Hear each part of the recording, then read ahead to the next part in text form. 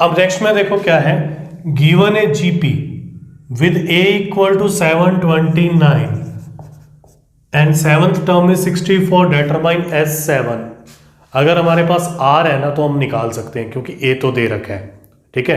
तो कोई भी कितने भी टर्म्स का सम पूछे हम फाइंड आउट कर सकते हैं। तो हमारा काम क्या है, यहाँ आर निकालना, ठीक है। तो hair a equal to 729, I will let here common ratio is equal to r. Now a7 is given here 64, means ar raised to power 6 equal to 64. Value of a 729, r raised to power 6 64, means r raised to power 6 equal to 64 upon 729. Factors किए हुए हैं, 64 is 2 raised to power 6, 729 भी 3 raised to power 6, means 2 raised to power 6, 3 raised to power 6. Now I can write here r raised to power 6 is equal to 2 upon 3 raised to power 6. Now 6th root of r power 6 is r, means power 1/6 लेनी है, okay. 2/3 इसकी power 1/6 लेंगे तो r value is 2/3. Now we want to find S7. Now you can check here, r is less than 1 here, okay. Now I will apply for Sn equal to a 1 minus r power n 1 minus r for r less than 1. Value of a is 729. 1 minus S7 we want to find 2/3 power 7. 1 minus 2/3, this is 729. 1 minus 2 raised to power 7, 2 raised to power 6 तो होता है 64, एक बार और 2 से multiply करेंगे 128. 3 raised to power होता है 729, एक बार और करेंगे तो 2187. 1 minus 2/3 होता है 1/3, ये 3 ऊपर आ जाएगा, इससे मल्टीप्लाई होगा तो आ जाएगा 2187. एलसीएम लेते हैं, 2187 minus 128 upon 2187, this two are cancel out, इसमें से माइनस होगा तो आ जाएगा 2059. Clear? Now so in the next part, find a GP for which sum of first 2 terms is -4, fifth term is 4 times the third term. To find this, firstly I will suppose here first term is equal to a, common ratio I will imagine here r. According to question,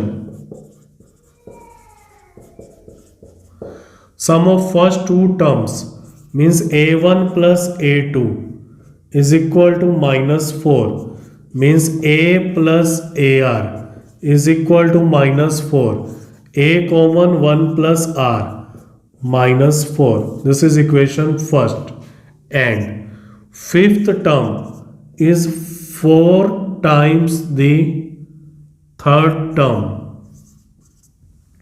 4a3. a5 is ar raised to power 4, a3 is ar square, a से a cancel out, okay. r power 4 और r square cancel out, we get r square equal to 4, r equal to plus minus 2, okay. I will take here first if r equal to 2 from first. When we will take r is 2, then 1 plus 2 equal to -4. It means a is equal to -4/3. Then GP we get first term -4/3, multiply with r is 2, -8/3, -16/3, as so on. Now next, if r equal to -2 from first, -2 first में fill कर देंगे we get a 1 minus 2 is equal to minus 4. 1 minus 2 is minus 1 equal to minus 4. Minus minus cancel out, a equal to 4. Okay, then GP. First term is 4.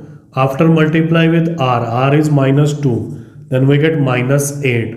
After multiply minus 2, we get 16 plus 16. After multiply minus 2, we get minus 32. After multiply minus 2, we get plus 64, as so on. Clear? Make a note. If the 4th, 10th and 16th terms of a GP are x, y, z respectively, prove that x, y, z are in GP. x, y, z को GP में prove करना है. If we will prove here y square equal to x, z, then x, y, z are in GP. Then we will apply the condition here. Now in the solution, I will suppose here let first term equal to a, common ratio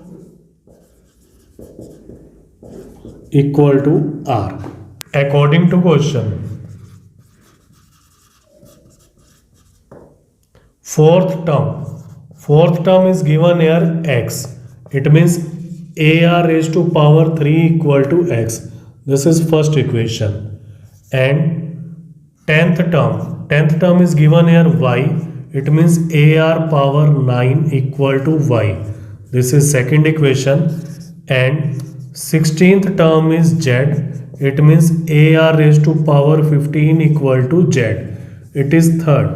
We want to prove here x, y, z are in GP. Okay. Now, if we will prove here y square equal to xz, then these are in GP. Then I will find here y square. Y square means ar raised to power 9 square. It become a square r power 18. Now xz we want to prove here. Xz multiply, again we get a square r power 18. But I will make here xz. X is ar cube. I will write here ar cube. Rest a square is 1a come here, 1a in this bracket. R power 3 come, then rest is r power 15. Ar cube is x, ar 15 is z. Therefore, x, y, z are in GP. Clear? Now, find the sum of n terms of the sequence 8, 88, 888, 8888. Okay, important है question, ये paper में आता भी होता है. देखो 8 से आ जाए 7 आएगा तो 7, 77, 6, 5 कोई भी डिजिट आ सकती है. ओके, जीपी तो दे नहीं रखा, ना ही एपी है. I will write here S n. S n है 8 plus 88 sum of n terms. ये 3 टर्म्स होगी, 4 टर्म्स में 4 टाइम्स 8 आएगा, ऐसे चलता रहेगा up to n terms. S n. Clear? देखो इस टाइप के क्वेश्चन को सोल्व करने के लिए ट्रिक अप्लाई करनी पड़ेगी, और जिन क्वेश्चन में ट्रिक लगती है वो इंपॉर्टेंट होते हैं, पेपर में आने के चांसेस होते हैं.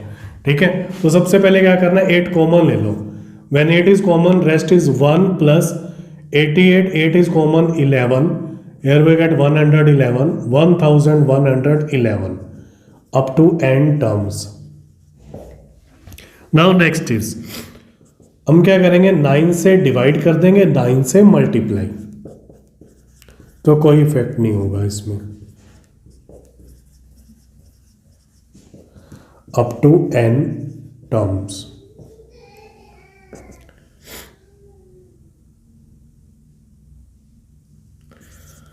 ऐसा इसलिए किया है because this 9 is written as 10 minus 1.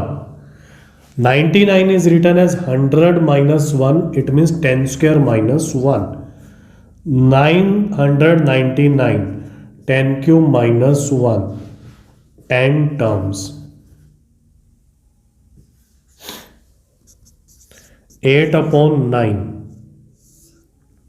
We get 10, 10 square, 10 cube. N terms. Now I will add here 1 1 1. 1 को 2 टाइम्स ऐड करते हैं ना तो 2 आता है. 5 टाइम्स 1 को ऐड करते हैं तो 5 आता है. 10 टाइम्स ऐड करेंगे तो 10 आएगा. n टाइम्स ऐड होगा, या n टर्म्स है और माइनस है तो माइनस n आ जाएगा. Now see here, this bracket become GP and sum of n terms of GP. Common ratio is 10 here. Sum of n terms of GP is Sn equal to A r power n minus 1 upon r minus 1, r greater than 1. Then I can write here A is 10 here. Common ratio A2 upon A1, this is also 10 raised to power n minus 1 or upon 10 minus 1 minus n. Now multiply in the bracket, 8 into 10 ये आ जाएगा 80, 10 minus 1 9, 9 into 9 81, 10 raised to power n minus 1, multiply with n 8 upon 9 we get 8n upon 9. Clear? अब ये देखो क्या है, पहले हमने common लेना है, फिर 9 से मल्टीप्लाई 9 से डिवाइड. अब क्वेश्चन ऐसे आ जाए ना 999 999, तो कॉमन लेने की जरूरत नहीं है कि 9 पहले कॉमन ले लो फिर 9 से मल्टीप्लाई 9 से डिवाइड, वो तो ये बना ही हुआ है, फिर इसके आगे स्टार्ट करेंगे. और क्वेश्चन अगर ऐसे आ जाए 111 तो कुछ भी कॉमन नहीं लेना, सीधा 9 से मल्टीप्लाई 9 से डिवाइड, बाहर 1/9 और अंदर ये सारा आ जाएगा. क्लियर है? Make a note.